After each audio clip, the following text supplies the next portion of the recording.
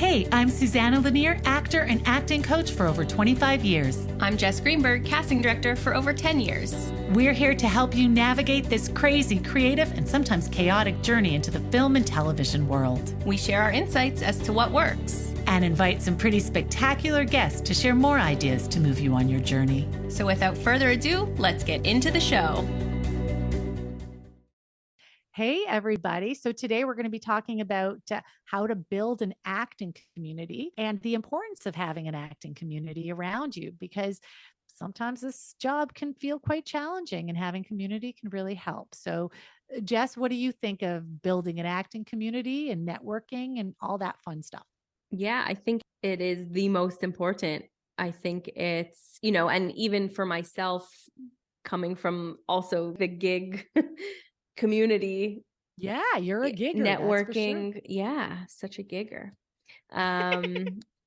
Yeah, like finding your network of people is key to success because, and so many of our guests brought it up in terms of things only came up maybe 5-10 years later, but it was those relationships that they built that got them jobs later on, because everyone is trying to grow and build their own business, their own personal brand, their career, all of it, so where you meet someone in 2023, everyone wants to go somewhere else. So, where will they be in 2027?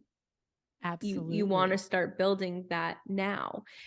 And also, having a nice networking community of people will keep you motivated, and hopefully those people will challenge you and inspire you to continuing to push yourself to be better and do better, to train new skills, all that stuff. So yeah, that would be my Absolutely. And in terms of, I can say, you can network on your own. If you're new to a community, the easiest thing to do is find yourself a good class. Yes, I'm shamelessly plugging my class, but honestly, easiest way. I mean, that's what I did when I went to Toronto. I took an acting class, less about learning how to act and really about meeting people and understanding the town and how it operated. And I can say that's where you can find out who did your headshots, who's your agent, all these kind of things. Oh, and I have many students have got together and created projects. I mean, Julian's on his third horror short that he's been winning awards for. And then he's getting students from who he met in class, and they're making these mini horror films together. So there's so much stuff that you can get. And I've shared this before. We might have shared it, but I did a acting class with Jacqueline McClintock about 20 years ago, and I met a guy, Gavin, and he ended up being a copywriter for an ad agency and hired me for Avon Canada Voice. That was a contract that went out for 3 years. Now, it paid really well, and it was 10 years after the fact. And it was because we made that relationship, and he remembered me from acting class. And I'm not the only one. Dawn Ford had shared in our first episode the same thing, meeting somebody in a workshop and then getting the best gig of her life, she said, or one of her favorite gigs of her life through that person. So there's through taking a workshop. So there's all sorts of benefits. And again, it doesn't have to be through a workshop. You can, if you're doing background work, you could absolutely network. Most of the people doing background work don't intend on staying background forever. That is a way to make some extra money, to make some contacts, to start getting work, to start getting acting work. So there's opportunities there to meet people if you're open and recognize, obviously be natural and authentic about it. Don't just be like, so what do you do? What do you do? What do you do? Because it might turn people off.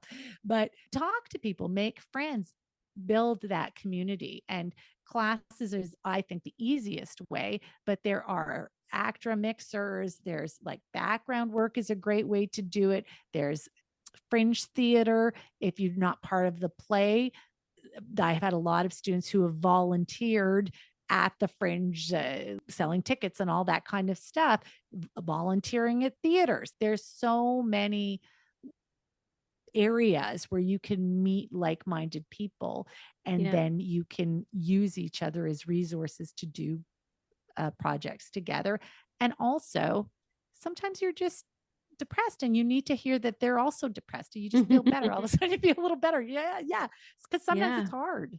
Oh, for sure. And yeah, of course, if you're hearing that someone is in the same boat as you, it's always less lonely. So, of course, to have that support and, to be each other's cheerleaders, to push each other, when one or the other is down. But also to mention, like, even if you're still younger at any point of your life, it's just also important to be nice to everybody because you don't Yes. know who. Yes, I think it is very important to go to classes and go to workshops, and meet people within the same industry as you and to build that network, but you also never know who you're going to meet or bump into that might be important down the line.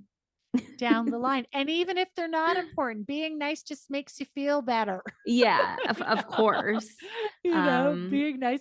Because sometimes now we're having this conversation. I hope it doesn't come across like opportunistic everywhere you go. You want to see what you can get out of people. No, but that's not the point. Like that's so That's not not even the intention. It's exactly, you just exactly. never know. Like I even remember when I used to do casting in-house for CMJ and like my picture wasn't online. I wasn't on TikTok. Like this is probably like 8 years ago at this point and people would come in and maybe assume I was just an assistant or, they didn't know who I was.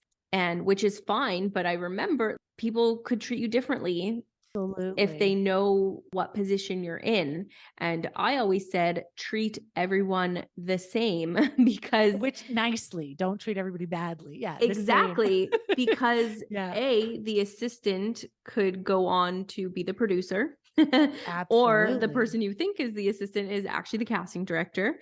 And so you never know. Of course, you could introduce yourself and this and that, but you never know who people are, and it's always great to be nice. Yes, And yeah, it I 100% agree. yeah. I 100% agree. It just, yeah, treat everybody nice. And I won't go because I'll go on another tangent. That's happened very specifically in LA. That tunistic hustlers. It's very prevalent in LA, and Mm. it's not everywhere in LA, but it's yeah, I have lots of stories about that, which I'm not going to get into because we're talking about Montreal. But just yeah, be nice and cool to everybody, and because yeah, you never know, but also it'll make you feel better. It just makes you feel better. I Mhm. never like being abrupt or short or rude to somebody just because I'm in a bad No, mood. It makes me feel awful. totally. Yeah. Yeah. And So, like yeah, they say, people won't remember what you tell them, but how you made them feel. Is that the quote? exactly. Isn't that is the quote, and that's a Yeah, wonderful way to be.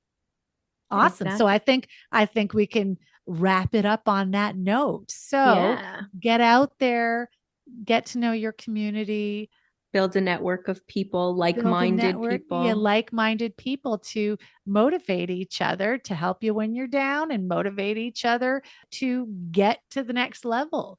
And yeah, and that's I think the best way to do it. Yay. Yay. Have a great week, everybody. Thank Bye. you.